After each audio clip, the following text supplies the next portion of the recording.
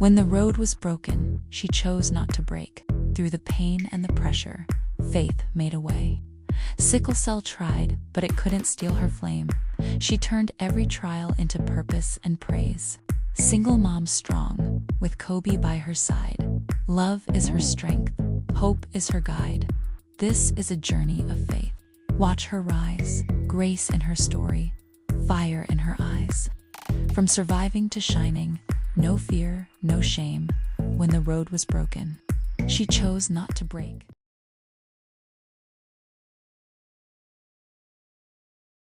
Hi, everybody. I am Kayla Faith, author of Journey of Faith. I am so happy to have guest speaker, Miss Fredrianna, on with us. Go ahead and tell us about yourself, Miss Fredrianna. Hi, everyone. I am Fredrianna. I'm 21 years old. I am a sickle cell warrior, a sickle cell advocate, and I also am a cancer survivor. Oh, wow. She was going through it. What kind of sickle cell do you have? I have SS. I actually just found that out. I thought I had SB0 my entire Mhm. life, and I just got a new test done, and it's SS. So that was a bit crazy. Wow. And I hear that you do have your own organization. You want to tell us about it? Yes, I do. So I lead Little Veins Sickle Cell Awareness. It is a sickle cell program with a focus on addressing the lack of medical, educational, and financial support for the sickle cell community. So essentially, what I'm doing is I have a support group, I create care packages, and I also host events here and there in the North Florida community for individuals with sickle cell. And I'm under the Richard Webster Bass Health Institute nonprofit organization. That's truly amazing. How long have you been doing that? I've been doing it for about 3 years now. Then what brought you to doing that?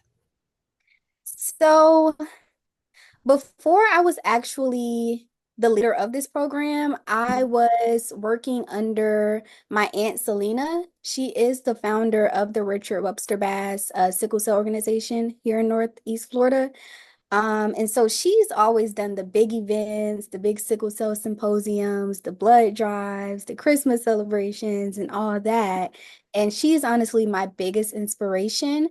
And then as I got older, I wanted to do more, and my passion grew. And she let me start hosting a support group, and that turned into the care packages and events and things like that.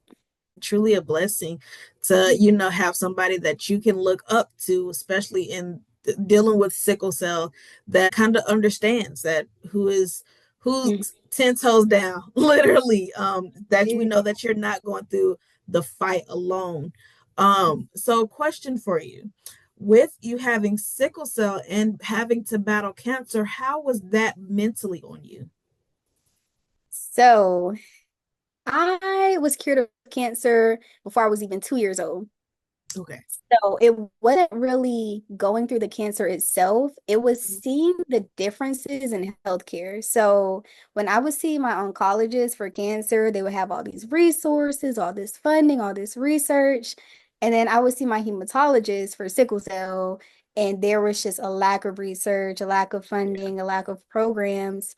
And I noticed that, and it was really disheartening and how they would treat me as a sickle cell warrior. We go through all this stigma, being labeled as drug seekers and stuff like that. And I Mhm. go to the ER and I tell them I'm a cancer survivor, and they send me straight back to a room. So it's like, it's crazy. It is so crazy. So honestly, it can be disheartening, but honestly, it just pushes me more. It pushes me more. And I know there's definitely purpose in my story and why God gave me this life, or allowed me to have this life. Yes. Um, yeah. How was life for you on a daily basis with sickle cell? So honestly, it's knowing my triggers and acting accordingly. I do my best to avoid stress. If I don't need Gotta go. it, gotta go. Also, taking a jacket, taking a water bottle with me wherever I go. Mhm. Even a change of clothes, like on campus when I'm walking around, I definitely make sure I put on layers when I'm going into certain classrooms that are really cold, and Mm-hmm. then I take them off when I leave. Um, and then it's also adding little different lifestyle changes like drinking tea, um, eating healthy, trying to find those foods with folate, making sure I'm eating my fruits and my vegetables, and definitely relying on my support system for sure, my family and my friends. Their love and support keeps me going for sure. I love everybody's battle is different, with sickle cell. No story is the same. But, Yeah. and with that, we all have different types of support systems, like friends and family, whether it's having, church friends and stuff like that. With your support system, like when you have to go to appointments and stuff like that, do you have people with you that, are there? Yeah, so I'm pretty, and I try to not say the word independent, so as be interdependent, but when it comes to my appointments and stuff like that, I go alone. I take notes, and whatever I have questions about, usually I ask my aunt. She's very knowledgeable in that space. Um, but yeah, usually I go alone. If I need a ride or something like that, or if I have to go to the hospital and I'm in pain, I definitely rely on my family or my friends for that. Um, so yeah, it's just, you know, definitely taking care of myself, but also knowing when to ask for help. Gotcha. What all do you experience with your sickle cell? So definitely pain crisis. I've been having those since a little girl. Mm-hmm. Actually just got out of the hospital not too long ago. This one was pretty bad. I had to this one lasted about I think 3 weeks, and I haven't had one that long or that required hospitalization in about 5 years. So I really just broke my record. But I know it was from stress and the weather changing and all of Yeah. that on top of each other. Yeah, a lot of sickle cell warriors been sick. Um, but not only that, also my energy levels, that's something new for me. Like my energy can be terrible sometimes. I'll get out of bed and I get right back in bed because I'm like, I'm like, nope, can't do it. But I actually just saw my hematologist. He said we need to get some iron in my body. So hopefully that helps. And then also, I've been moving around more, um, trying to exercise or take a walk or whatever that looks like, just to get my heart pumping, get my body moving, because that gives us energy too. Yes. So you said that you were hospitalized with this last pain crisis. What helps you through your pain crisis, to get through them, even if it has a long time span or even if it's a short one? What helps? First and foremost, prayer, praying to God, um, laying it all out, talking to him, whether I'm angry, whether I'm sad, just, letting him know what's Yeah. going on. And then asking him for healing, of course. But also trusting him through the process, because like this last crisis I had was very long. And at the end it can start to get frustrating. Like you're like, when Mhm. is it going to end? But it's just, trusting him and reminding myself that our strength is found in our weaknesses, and that he gave me this illness for a reason, because he allowed me to have this illness for a reason, because he knows that I'm strong enough to deal with it. And so remembering that, and then also my support system again, my family, my friends. If I didn't have them, I would probably go crazy. I'd probably Yeah. go. So definitely that. And then also my support group, like other people with sickle cell that I know, ask them questions, like in the hospital, they were trying to give me blood thinners. And I was like, I had never heard of that before. So I'm calling, I'm like, you ever got blood thinners? Like Yes. what? And so, yeah, so a lot of them were like, I've gotten it before, but it's not really necessary. So I ended up telling them no. God and my support system, and again, reminding myself that I got through it before and I'll get through it again. Gotcha. That's a blessing right there, because I know like a lot of people, they it's like, and I hate it, but we have to depend, sometimes we have to depend on the narcotics more than we can depend on, the trust in God, like, God, please get me through this. No, just give me all the drugs you got. It's like, Yeah, faith without works is dead. I still be taking my medicine, making sure as soon as it's time, sometimes a little bit before, I gotta take it. Gotta take it. like for myself, when I start feeling a pain crisis, oh, I'm calling my doctor to get my prescription because I'm not trying to get admitted to the hospital because it's much worse. So trying to stay above the issue than being sunk under with it. Right, right. Gotta be proactive. Yes.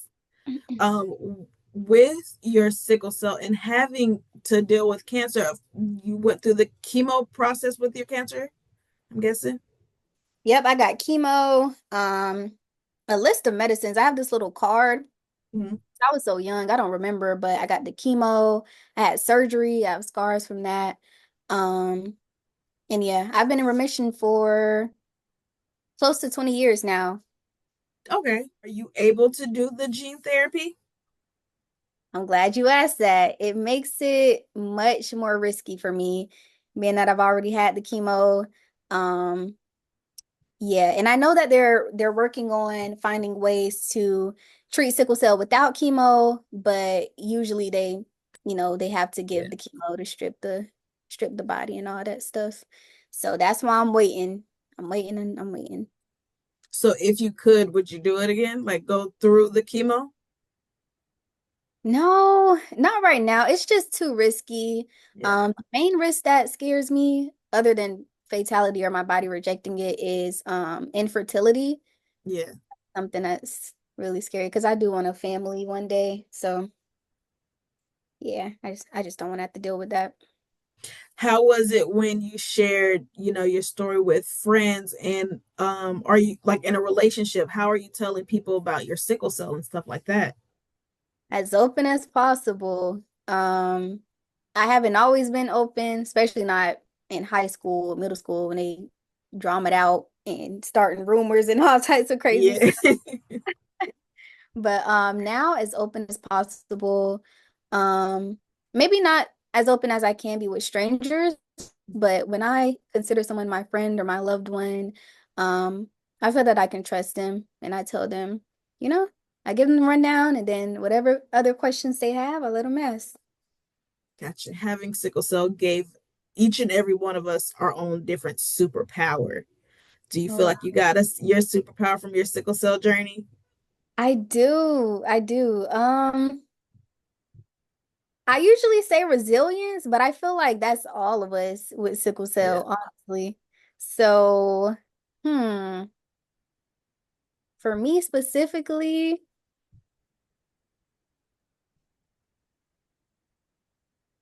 okay, we're gonna say double resilience because I survived cancer You and know I'm back what? That's good. with it. So that's what I would I'm say. clocking it right there. Yes. Pediatric care and adult care. How was that transition for you? Okay, so on the clinic side, it was great. I was at Nemours in Jacksonville, which is a great children's clinic, outstanding healthcare. They actually let me stay until I was 20 years old, I believe, at that clinic. And I was supposed to graduate at 18, so they were super understanding. They gave me a slow transition. But now that I'm over at the adult side, things are it's a lot, especially that last hospital visit. It was just really eye-opening. It was really eye-opening because they were, I would tell them I need this medicine, and sometimes it would take them a really long time. And I'm allergic to morphine, so I remember they tried to give me morphine without Benadryl, and then I'm like, I'm allergic. I know y'all have that in my chart.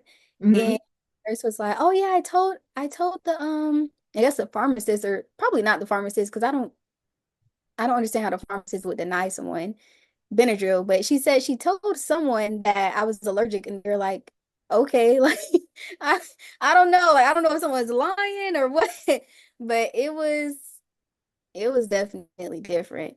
But hopefully I can avoid the hospital, but I know I just have to build that rapport Mm-hmm. with um, the adult side. That's their first time seeing me ever. So maybe that's what it is. But it's a lot, especially the waiting room, the long wait time. When I didn't, Oh my gosh. yes, I went to the emergency room twice. So I went one time, I waited a week, and then I went back because I was still in pain. So the first time, I didn't tell them I was in remission for cancer, and I was waiting for like 4 hours in that waiting room. Second time, I told them I'm a cancer survivor, and they said, okay, we'll start working on your room right now. I'm like, It's why? crazy how you get different situations get the different treatments. It's like I don't even have cancer anymore. It's like they just, I don't understand. I really don't. And then in the emergency room, we had an issue with the nurse, me and my mom. Basically, my mom wanted them to recheck my temperature, and she was like, "Oh, we don't do that. Her temperature is already that." We're like, "We just want you to check a temperature. Like it's not that serious." Exactly. It takes 3 seconds. That's it. I don't. It was a lot, but I got through it, and that's what matters. That's what matters. What about changing hematologists? Or did you have to change from pediatric to your adult hematologist? Yes. So initially, I changed from pediatric to this cancer specialist clinic because I was like, okay, I can go there, see them for cancer and also sickle cell. Mhm. And the thing is, they specialized in cancer and not blood disorders, even though it's cancer specialist of North Florida and blood disorders or something like that. But most of their doctors didn't really know about sickle cell.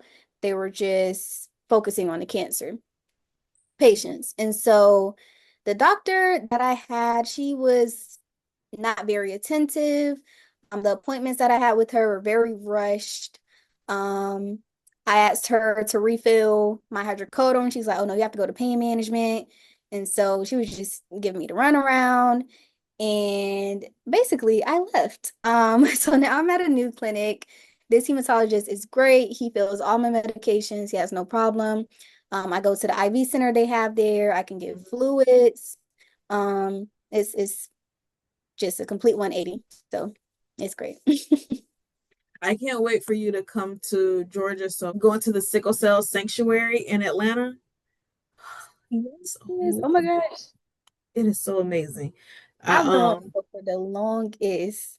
it's truly a blessing to have because when I say they have different, different areas in there like that just touches every part. Like for instance, for massage therapy, your IV treat you want to go in for a fluid IV treatments. Like it's just and then of course they have your, herbal vitamins and teas and stuff like that to help. I'm like, it's Wow. just it's wonderful. And then, even having therapy, they cover that as well. So I love going over there. And just, getting a whole, I literally call it a whole rejuvenation. Literally, you just, Yes. As it's you should. perfect. Yeah, and then people don't realize how much it's needed because of the things that we deal with within our bodies, Yep. first the pain, but then you have the mental you can't the Right. mental of dealing with the pain or dealing with, knowing that a surgery might be coming up or um there's times where like you said low energy, not even being able to get out of bed. I wish the world understood this. I can't even say just a couple people. No, I want the world to know that sickle cell is a battle. It's a true battle that we are fighting. It is. It Oh is. my And it goodness. takes a strong-minded individual to get through it, honestly. Where can everybody find you on social media and on your website? Yes, so go to little veins underscore little dot veins on Instagram. I believe on TikTok as well. That should be underscore little dot veins. And then also on Facebook, Little Veins Sickle Cell Awareness. That's where you can follow my advocacy page. I am posting I'm posting the events that I'm hosting. I am posting the sickle cell care packages. If you want to take a look at those, we are doing beautiful, amazing things in the community. Little blessings here and there through little veins. What upcoming events do you have coming? So I actually had a sickle cell tea party, and I'm really Oh, excited. that's so cute. It's the very first formal sickle cell event that I'm doing, so it's kind of nerve-wracking. It's much more expensive getting nice stuff, nice tablecloth, and nice, flowers and stuff like Hmm. that. But I'm really excited. I'm sure it's going to be a great time for And when us. is that? That is, what's this month? April. It is April 25th. It's coming Okay. right up But Saturday. yeah, this weekend, excuse me, Sickle Cell Survivor. Um, get locked in with Fredrianna. Go to her pages and see how you can part of these events to be part of the community, and have your voice be heard. I had a interview with a nurse recently. I did a podcast with her, and she said when she went to nursing school, they had a small itty bitty portion of sickle cell. Right. We need a whole book. Like it needs to There be big. actually, yeah, there actually was just a bill passed. My aunt went to the meeting in Tallahassee. They just Mhm. passed a bill for continued education for medical professionals on sickle cell. So they have to review that stuff and in more depth. So I'm really Oh, grateful to hear that. that's amazing. Because sickle cell is not a small packet that you could just skim through. It's It's something not. that needs to be in depth, and really studied because, like we said, not all sickle cell cases are the same. Let me ask you: when you have your pain crisis, majority where is it located in your body? A really bad one, usually all over, but if it's in between, it's a leg and back crisis, usually. Okay. So Yeah. yeah, a lot of people, they have it's different areas. For me, it's my hands. I don't know why, but my hands will hurt, swell sometimes, and then it's my hands and my feet. Like I have arthritis. I don't know, but it hurts so bad, and it's times where I can't even walk because my feet have swelled and they are just in so much pain. So Wow. we had like that should be studied. Areas of the body that have the majority of the pain crisis and stuff like that. So I Right. just it just has to it really has to be a study has to be done because for there not to be much knowledge on sickle cell is insane. You know, Absolutely. like there's too many of us out here for there not to be that much knowledge on sickle cell all around. And even if they don't know, just listen to the patient. We know our bodies. Like, Exactly. I don't That's understand. another thing, having nurses and doctors to feel like they know your body better than you do. I had an ER visit one time.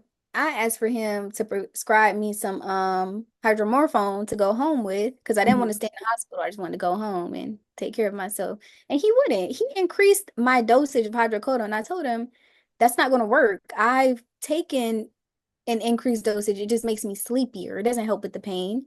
And he Mhm. didn't care. So it's crazy. But I agree with you wholeheartedly. Um, I'm actually that's what I'm in college for, to become a pharmaceutical scientist and research rare illnesses like sickle cell. So I don't know if I ever told you that, You but know? yeah, yeah, it's a lot. Like with this crisis, I got a lot to catch up on. We got finals coming up, but I'm gonna do it. If God is willing, I will do it. Um, so I'm right there with you. We gotta research, we gotta find better ways to treat it for sure. And we are super excited for you because that is a huge goal. That's a huge accomplishment. And to have somebody like you that's out there that can speak up for the rest of us, that's truly a huge accomplishment. So we throw up our claps for you, our applauses. Well, thank you so much, Fredrianna, for being on. We truly appreciate it. Of Um, course. I will be seeing you soon, okay? Yes, ma'am. Let's go to the sanctuary this summer or something. We gotta I'm catch down up. for it. I am definitely down for that. So y'all go follow me. I'm always looking for volunteers, donations, sponsorships, partnerships. I'm your girl. All right, you here. Go ahead and do it now. All right. Thank you so much. You have a blessed one. Thank you. God bless you. Thank You you too.